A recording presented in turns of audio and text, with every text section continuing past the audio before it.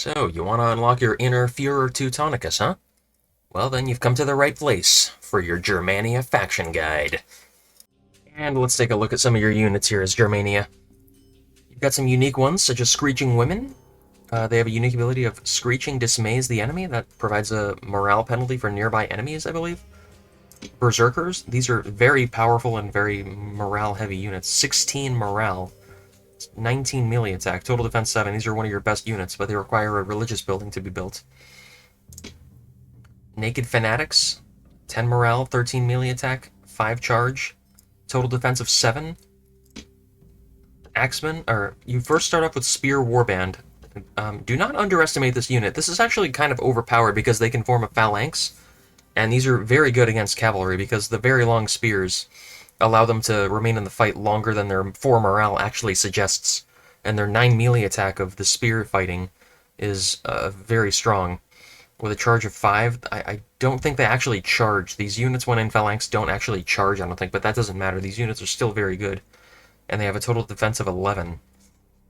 After Spear Warband, you move on to Axemen at 8 morale, 11 melee attack, and total defense of 9 with a charge bonus of 5. And then your premier unit is the Chosen Axemen, which have a morale of 12, melee attack of 18, and total defense of 6 with a charge bonus of 5. This is going to be your premier unit for most of the mid to late game once you unlock it with a 3rd tier military building. Their primary weapon is armor piercing, so I believe what that does is the enemies, if they have any armor, it cuts that armor statistic in half, so that's very useful against generals and the like, and armored units such as the Roman legionary units. To your ranged units, you don't have a lot going for you. Skirmisher Warband's not very impressive, not a lot of range. 6 volleys. Chosen Archer Warband, these are pretty good. Their range is what really makes them stand out at 170. I believe the standard archer range in Rome 1 is 120, so you're going to be able to outrange everybody you come across. I believe this is also the range of the Cretan archers, which are all very big fans of, I imagine. War Dog, Warhounds, they're fine. I did not employ them much. I find the regular cavalry to be much more useful. Barbarian Light Cavalry, these are good for the start of the game, just running down opponents, because your spear warbands that you start off with are not very fast. You'll likely leave armies still on the map, the campaign map, after you beat them. But the real cavalry here is the heavy cavalry. Barbarian Noble Cavalry, 8 morale, 9 melee attack, 7 charge, that's pretty good. But Gothic Cavalry is your premier cavalry unit. It's unlocked via a religious building. Morale 12, melee attack 12, charge of 7, with a total defense of 9. These can stand up to Roman, even legionary cavalry pretty impressively, just because of their high morale and high defense. And your general himself is included. He becomes a chosen warlord, I believe, after the Marian reforms. Alright, so as Germania, you start off here in Central Europe with these 4 provinces: Batavidurum, Trier, Mogontiacum, Dam, as well as Vicus Marcomanni in a little bit of the east. Alright, let's take a look at the tech tree here.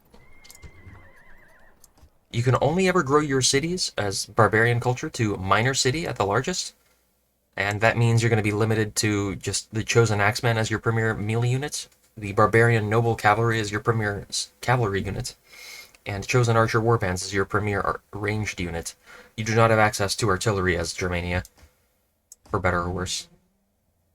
Moreover, your ports can only ever become shipwrights, level 2. You can only ever build large boats, and those ships do not beat triremes. Your farms only ever go to level 3, and you do not have access to public water, so your cities at 10,000 population will just have to deal with disease outbreaks from time to time. You can't do anything about that. You also cannot build paved roads, which are not to the advantage of your economy, because paved roads actually give you a monetary bonus when you build them.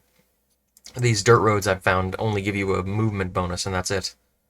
You do have access to this Bardic Circle, which allows you to build Knight Raiders, a unique unit. We're going to go over these units in a moment. The Sacred Circle of Freya allows you to train Screeching Women. Sacred Circle of Donar allows you to train Berserkers. And the Sacred Circle of Woden allows you to build Naked Fanatics and Gothic Cavalry, which are actually your premier cavalry unit, I found.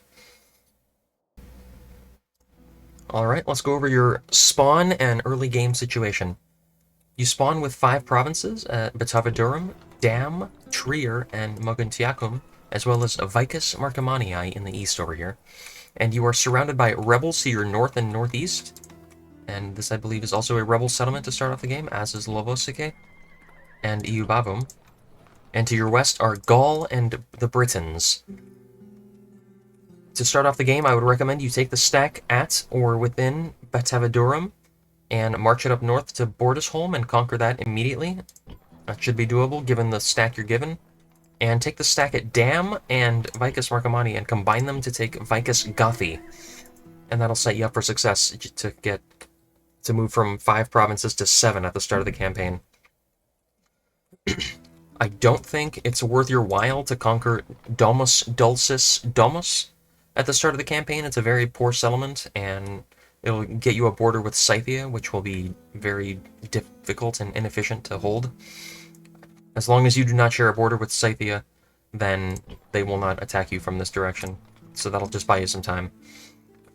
Moreover, I would recommend you focus your efforts against the Britons and the Gauls to start off the game. Which, now, depending on your campaign, these factions may very well attack you to start your campaign against them.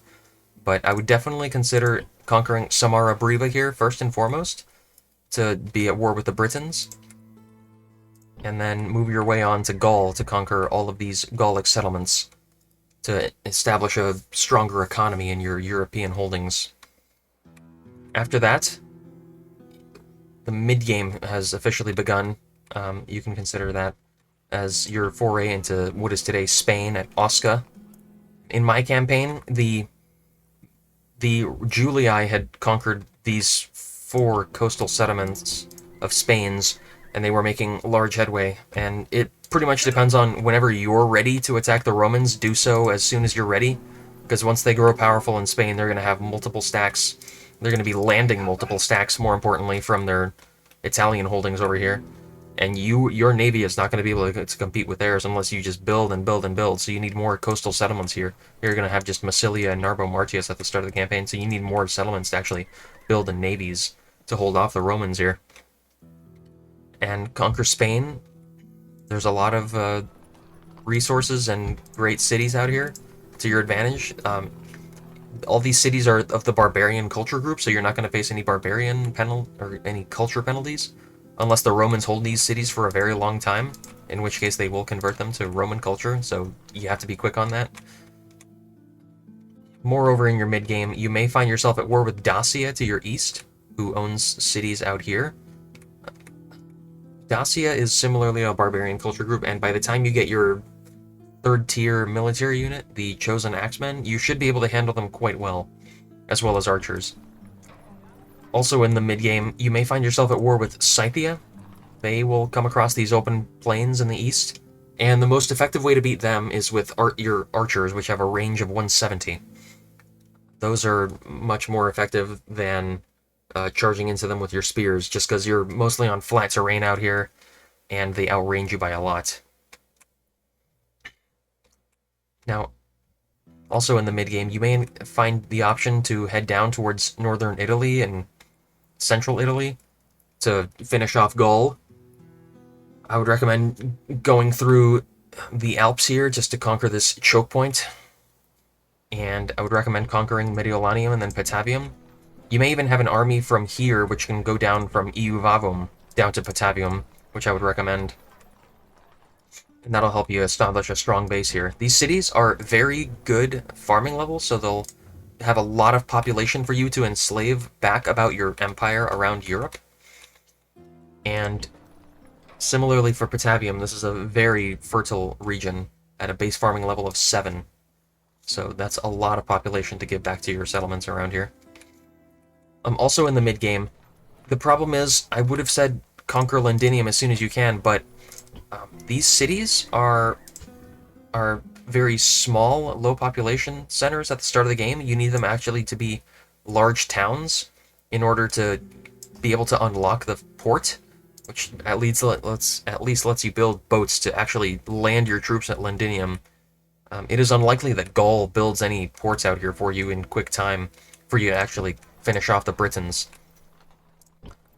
So you're going to be kind of stuck between holding off British landings on your mainland Europe conquests here and conquering Gaul. So keep one stack around here and another stack conquering what is remaining of Gaul around here in the south. And then after that, conquer Londinium, and then if the Britons offer you a peace treaty where they become your protectorate, I would strongly consider taking that peace deal. These settlements are really far away from your capital, they're not very good money producers, and they're just not very efficient settlements. If they offer you to become protectorate, I would certainly take that deal. Also, be aware that Londinium has a mandatory -30 unrest penalty for the remainder of the game as long as somebody other than the Britons hold it. So just be ready for that. Alright, let's talk about the late game. By this point, you're probably finishing up a map. You might encounter Thrace or the Greek cities, or you might as well head on into Africa. I would at the very least recommend conquering Tingi, just because there's so much gold to be made here from merchants. These guys will be making hundreds and hundreds of gold, and they'll quickly rank up, and this will be a large bonus to your economy in the late game. Now, by this point in the late game, the Scipii will likely have many of their forces in Cirta here, as you can see, and Carthage, as you can see. I don't think it's even worth heading down that way. It might be worth heading down the way to Dimity and just continuing build up a new stack in Tingi. But there's not a whole lot that can be achieved over here in Cirta and Carthage, if you're just looking to get your 50 provinces to win the game. For the late game, I would just, instead of taking on the Scipii and Carthage, where they have so many forces, I would instead recommend landing on Sicily and conquering the two settlements which are least defended. And then if you have the resources, conquering all of Sicily. I did not need to for my campaign. Also in the late game, you're going to be heading on down to Greece, so just be ready to encounter phalanxes and the Brutii. Phalanxes are only if you need to. In my game, I made the error of accepting a protectorate status from Thrace and then allying Greece, who is at war with Thrace at the time, which I didn't know would cancel our protectorate status, so that was my mistake. But I would have otherwise been at war with Greece in my campaign, if you'd like to watch that playlist in a moment. But that should, and over here you might encounter Thrace. You might be at war with them. They have mostly Greek units, and they should be pretty easy to handle given your late game strong units. Your archers will be able to shell the pikemen before they can get close. Their falxmen are as powerful as your chosen axemen. They have also very high morale and high melee attack, but you should be able to just outproduce them at this point in the game, just by the vast number of cities you own. Scythia, you may be at war with. You might find it feasible to conquer Domus Dulcis Domus and Vicus Venedi, as well as Campus Scythii. But beyond that, you're going to find that there's a very long march for you to do to actually get to their remaining settlements out here in the east. So by that time, you may just consider engaging this other factions on other fronts instead of making those long marches. Yeah, as you can see, I did not make it that far in my own campaign. I stopped here at the Dnieper River.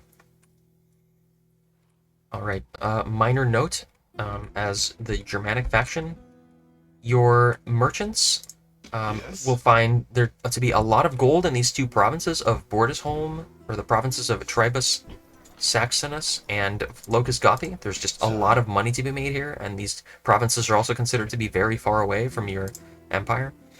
Amber makes a lot of money for you. Just keep that in mind. Another minor note I would recommend is using your early game diplomat to sell your own map information to other factions before you start to be at war with them. I found that you can sell your map information for 2,000 gold, which is a godsend in the early game. You'll desperately need money, as these provinces you get at the start of the game are very poor and have very low economies. Alright, that just about covers my Germania Faction guide. Keep playing Total War Rome Remastered. Winning the campaign as Germania will give you the achievement Ich bin ein Berliner, which is a homage to President John F. Kennedy's quote when he was visiting West Berlin sometime in his administration.